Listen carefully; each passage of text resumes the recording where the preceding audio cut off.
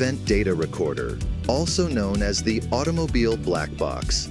The EDR implementation and compliance with specific standards is required internationally due to the popularity of autonomous driving.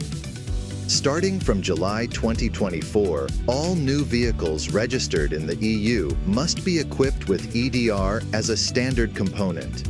Similarly, in the United States since July 2022, all new passenger cars and light commercial vehicles must have EDR installed.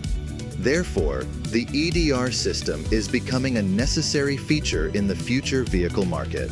This project focuses on developing a low-code vehicle controller that complies with the International AUTOSAR architecture standard. This controller accelerates project deployment, supports easy feature expansion and integration with third parties, while reducing system development costs and manpower.